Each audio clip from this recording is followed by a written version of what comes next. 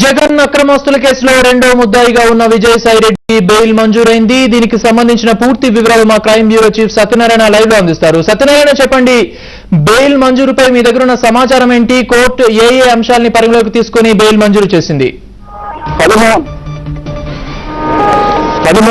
జగన్మోహన్ రెడ్డి అక్రమాస్తుల కేసులో తొలిసారిగా అరెస్ట్ అయిన విజయసాయి రెడ్డికి ఈ రోజు సిబిఐ కోర్టు షరతులతో కూడిన బెయిల్ మంజూరు చేయడం జరిగింది. 2 షూరిటీల మీద ఆయన్ని ఇవ్వాలని చెప్పేసి కోర్టు ఆదేశించింది.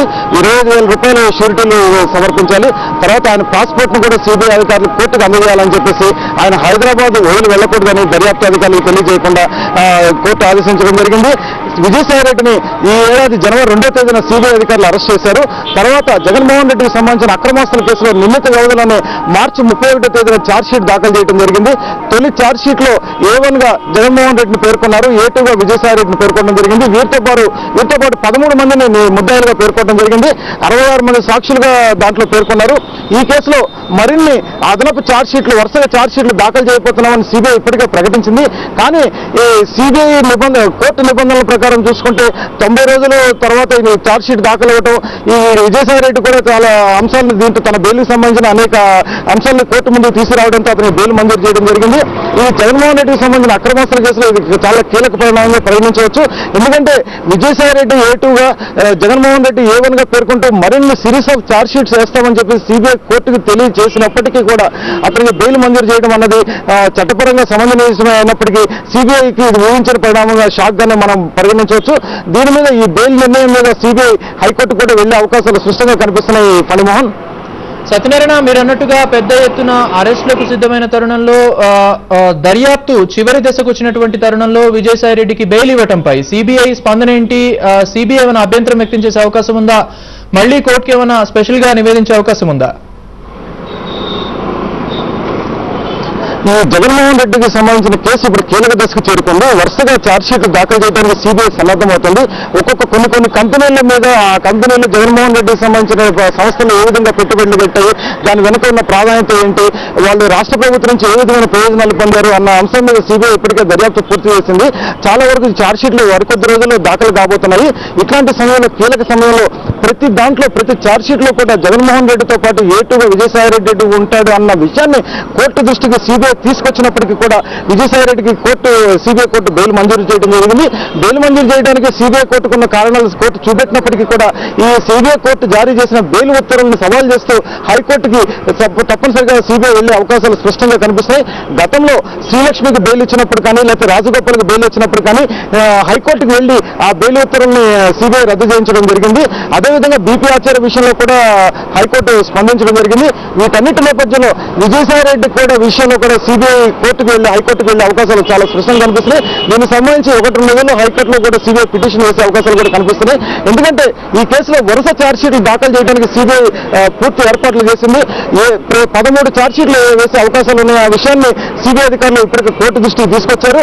కోర్టులో కూడా దీనికి సంబంధించిన మొత్తం రికార్డు నమోదు అయినది.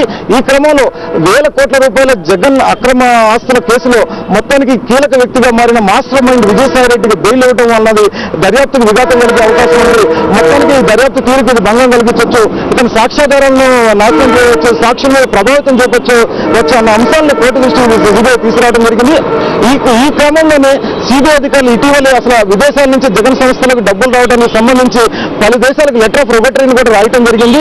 ఆయా దేశాల నుంచి కూడా పూర్తి సమాచారం సేకరించడానికి సిబిఐ ప్రయత్నిస్తుంది.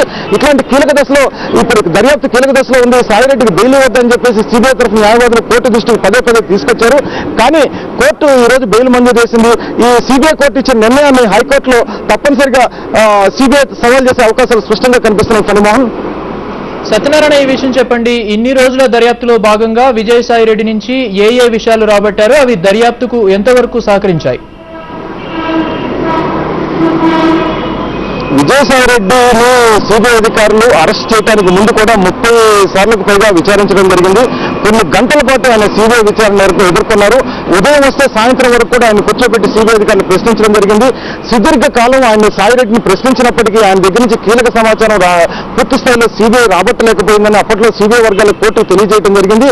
ఆ తర్వాత విజయసాయి రెడ్డి సాక్ష్యాధారాలను నాశనం చేయడానికి ప్రయత్నం చేశాడు, సాక్షుల్ని బెదిరించాడు అన్న ఆరోపణల నేపథ్యంలోనే ఇతను బయట ఉంటే కేసు దర్యాప్తుకు విఘాతం కలుగుతుందన్న భావనలోనే ఈ ఏడాది జనవరి 2వ తేదీన విజయసాయిరెడ్డిని సిబిఐ అధికారులు అరెస్ట్ చేయడం జరిగింది. అరెస్ట్ చేసిన తర్వాత అతని కస్టడీకి కూడా సిబిఐ అధికారులు తీసుకున్నారు. కస్టడీకి తీసుకున్న క్రమంలోనే అంటే జగతి వాల్యూని అంటే జగతి వాస్తవ విలువని అత్యధికంగా చూపెట్టి డెలాయిట్ ద్వారా నివేదికను రూపొందింపజేయడంలో విజయసాయిరెడ్డి కీలక పాత్ర వహించారని చెప్పేసి దాని ద్వారా షేర్ల విలువను పెంపు చేసుకోవడం అత్యధిక పెట్టుబడులు రాబట్టుకోవడం విజయసాయిరెడ్డి వ్యూహం అని చెప్పేసి అప్పట్లో సిబిఐ పేర్కొంది. అల్లిబిల్లి కంపెనీలు సృష్టించడం కానీ నల్లధనాన్ని తెల్లధనంగా చలామణి చేయడం కానీ వందల కోట్ల రూపాయల డబ్బుని బ్రీఫ్ కేస్ కంపెనీల ద్వారా జగన్ సంస్థలకు మళ్లించడం వెనుక విజయసాయిరెడ్డి మాస్టర్ మైండ్ అన్న విషయాన్ని సిబిఐ కోర్టు దృష్టికి తీసుకొచ్చింది. దానికి సంబంధించి అనేక సాక్ష్యాధారాలను కూడా సిబిఐ సేకరించడం జరిగింది. ప్రధానంగా కోల్కతా, హౌరా, చెన్నై, ఢిల్లీ, ముంబై తదితర రాష్ట్రాల్లో ఉన్న తదితర ప్రాంతాల్లో ఉన్న కొన్ని కంపెనీల నుంచి 184 కోట్ల రూపాయల సొమ్ము జగన్మోహన్ రెడ్డికి సంబంధించిన సంస్థలకు ఫ్లోట్ అవడం జరిగింది. ఆ కంపెనీల విషయమే అప్పట్లో ఐటీ శాఖ అధికారులు సిబిఐ అధికారులు దర్యాప్తు జరిగినప్పుడు చాలా వాటిలో కంపెనీలు బోగస్ కంపెనీలను కూడా నిర్ధారణ అవడం జరిగింది. అంతకుముందు కిలాన్ టెక్నాలజీ విలీనం వెనుక కూడా విజయసాయిరెడ్డి పాత్ర కానీ అన్ని విషయాలు సిబిఐ బయటపెట్టడం జరిగింది. అంటే జగన్మోహన్ రెడ్డికి సంబంధించిన సంస్థల్లోకి వచ్చిన ప్రతి రూపాయి వెనుక విజయసాయిరెడ్డి మాస్టర్ మైండ్ ఉన్నది అన్నది సిబిఐ ప్రధానమైన ఆరోపణ. ఆ ఆరోపణ క్రమంలో ఇప్పుడు విచారణ జరుగుతుంది.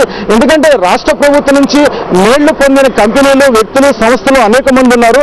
అలాంటి వ్యక్తుల సంస్థల దగ్గర నుంచి కూడా డబ్బు అంతా జగన్మోహన్ రెడ్డికి సంబంధించిన జగతి పబ్లికేషన్స్ కానీ, ఇందిరా టెలివిజన్ కానీ, భారతీ సిమెంట్స్, సండూర్ పవర్, కార్మలేషియా తదితర కంపెనీలకు మళ్లించడం జరిగింది.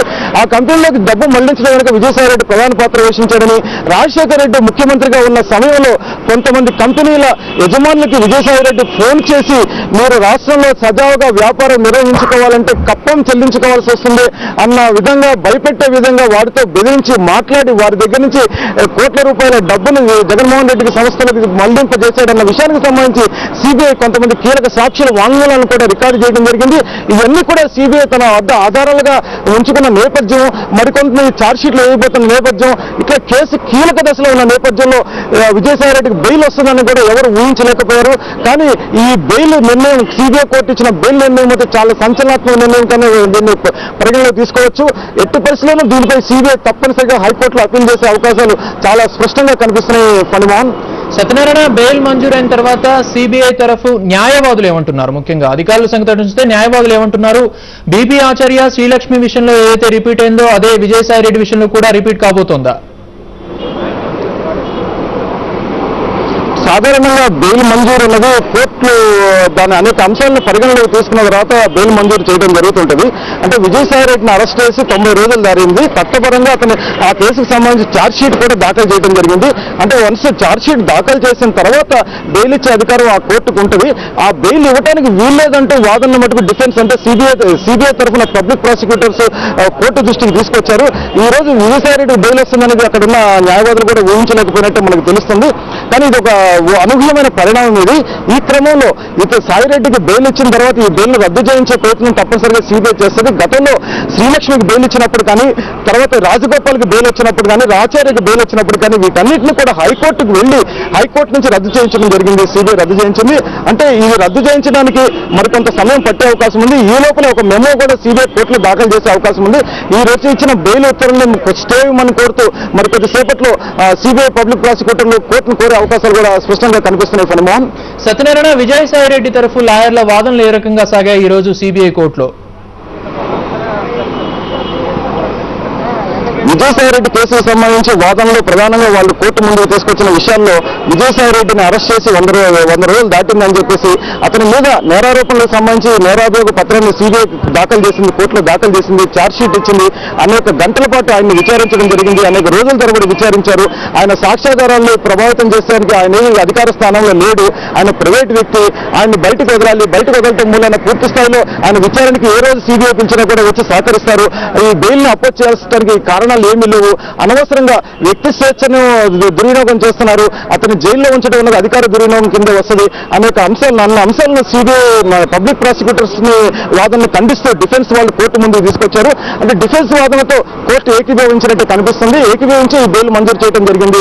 ఫణిమోహన్, థ్యాంక్ యూ సత్యనారాయణ. మరింత తాజా సమాచారం కోసం మిమ్మల్ని మళ్ళీ కాంటాక్ట్ చేస్తాం. ఇది పరిస్థితి. మొత్తానికి 100 రోజులుగా చెంచల్గూడ జైల్లో ఉన్నటువంటి విజయసాయి రెడ్డి ఎట్టకేలకు బెయిల్ పై రిలీజ్ అయ్యారు. అయితే సిబిఐ మరోసారి హైకోర్టును అప్రోచ్ కాబోతోంది బెయిల్ నిలిపివేయాలంటూ. ఇక బులెటిన్ లో షార్ట్ బ్రేక్ తీసుకుందాం.